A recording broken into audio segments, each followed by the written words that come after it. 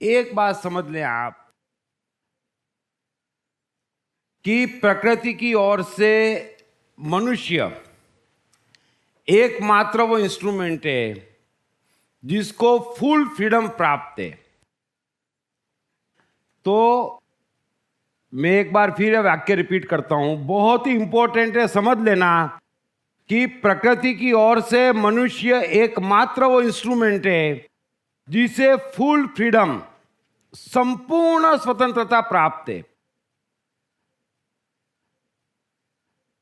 पूरी प्रकृति की तरह निश्चित ही मनुष्य भी टाइम और स्पेस के मिलन से अस्तित्व में है।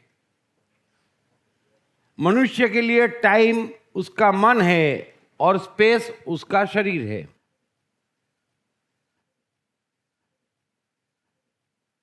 शरीर को तो बांधा जा सकता, मनुष्य के शरीर को तो बांधा जा सकता, लेकिन मन पूर्णतः स्वतंत्र है।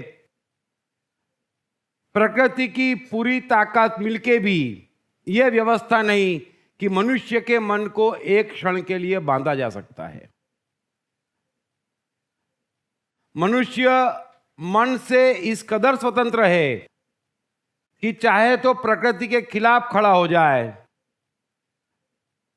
चाहे जितने पाप कर ले, चाहे जैसी अपनी सोच बना ले, जिसे हम नकारात्मक कार्य कहते, नकारात्मक सोच कहते, वो चाहे जितनी बढ़ा ले, प्रकृति की ओर से उसको कोई रोक टोक नहीं है। बड़े अच्छे से समझ लेना कि मनुष्य का शरीर तो बंधा है, लेकिन मन पूरी तरह से स्वतंत्र है। उस पे कोई पाबंदी किसी शक्ति की बिल्कुल भी नहीं। हिटलर चाहे तो मनुष्य के शरीर को कैद कर सकता, लगातार मार के कह सकता कि आप मेरी तारीफ करें। मनुष्य ब्रेन से अपनी जबान को इंस्ट्रक्शन दे सकता कि हिटलर महाराज आप जैसा कोई नहीं, वो बोल भी सकता, लेकिन मन पे किसी हिटलर का कोई बस नहीं, वो अंदर गाली ही देता रहेगा। बड़े ध्यान से समझ लेना, मनुष्य के मन को कोई ऐसी शक्ति, कोई ऐसी ताकत नहीं जो बांध सके, जो गुलाम बना सके। प्रकृति की ओर से मनुष्य के मन पे कोई सेंसर बोर्ड नहीं लगाया गया है। एक बात और समझ लेना हालांकि कि मनुष्य यानी हम मन हैं, शरीर नहीं है। यह भी गलतफहमी मिटा देना कि हम शरीर हैं। हम शरीर नहीं, हम मन हैं, इसलिए उसे मनुष्य कहते। तो हम मन हैं, मतलब यह कि हम पूर्ण स्वतंत्र हैं, पूरी तरह से स्वतंत्र हैं। अब आप मुझे इतना बताएं कि अगर हम इस कदर स्वतंत्र हैं तो इसके मायने क्या हुए, इसका मतलब क्या हुआ? मैं चाहता हूं आप में से कोई बताए कि इसका अर्थ क्या हुआ।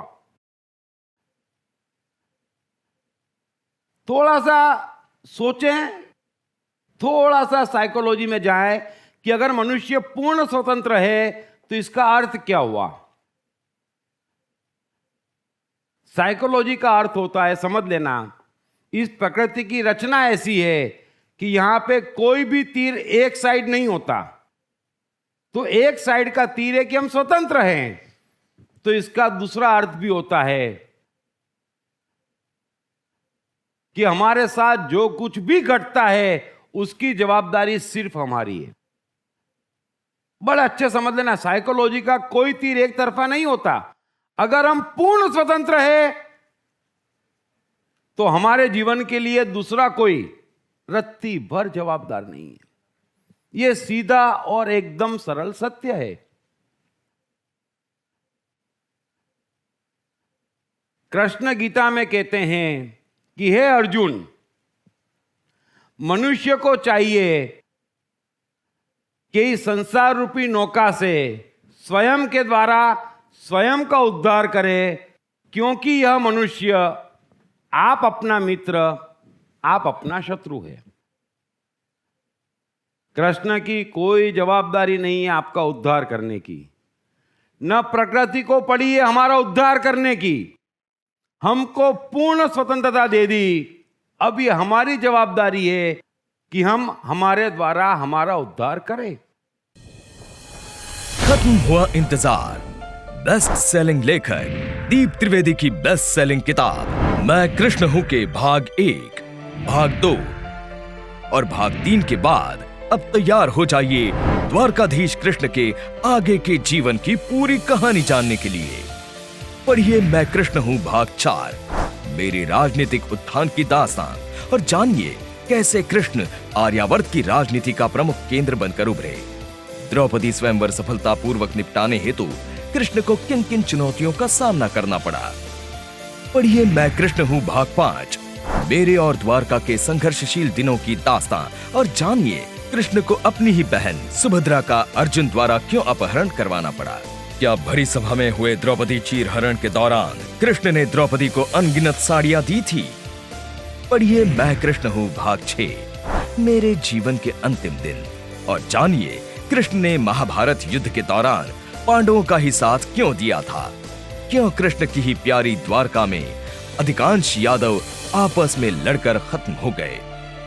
मैं कृष्ण हूं का चौथा, 5वां और अंतिम 6ठा भाग हिंदी और गुजराती में सिर्फ atmanestore.com पर उपलब्ध है।